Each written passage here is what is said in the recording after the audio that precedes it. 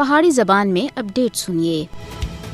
5 اگست 2019 جدو بھارتی فسطائی حکومت سن اپنے خوب سے باطن دا مظاہرہ کردے ہویا ریاست جموں کشمیر دی خصوصی حیثیت ختم کرنا دا یک طرفہ غیر منصفانہ، غیر جمہوری اور غیر آئینی فیصلہ کیتا، اس دی بعد آج تگر 750 کشمیری قتل، 2354 زخمی، 11,000 تھی زیادہ مکانہ کو تباہ و برباد کر دیتا ہے۔ بھارتی غاصب فوج سن نہتے بے گناہ کشمیری عوام دی زندگی عذاب بنا کے رکھی دی ہے۔ چھاپے، محاصرے، گرفتاریاں، قتل و غارت گری اتھے ہر تیڑے دا معمول ہے۔ مقبوضہ ریاست جموں کشمیر او خطہ ہے جتھے انسانی حقوق دے عالمی اعلامیہ وچ درج 3 بنیادی نقاط وچوں کسے ایک نقطے دی پاسداری نہیں کی جا رہی۔ حالانکہ انسانی حقوق دا اعلامیہ ایک تاریخی دستاویز ہے جس وچ انسانی حقوق اور آزادیاں دا خاکہ پیش کیتا گیا ہے۔ یہ انسانی حقوق دے بنیادی اصولاں اتے پہلا بین الاقوامی معاہدہ سا، لیکن بھارت اس دے چارٹر دی بھی خلاف ورزی دا مرتکب ہے۔ بھارت مقبوضہ ریاست جموں کشمیر وچ نہ صرف قتل و غارت گری وچ ملوث ہے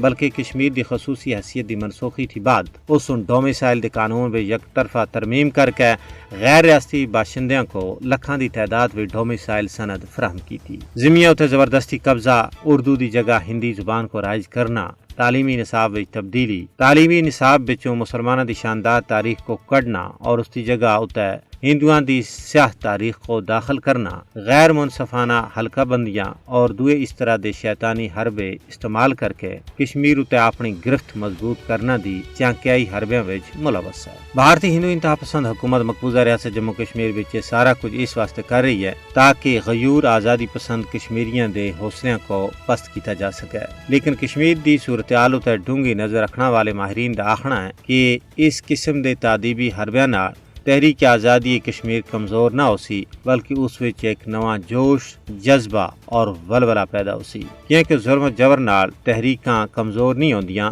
بلکہ مزید توانا ہوندیاں۔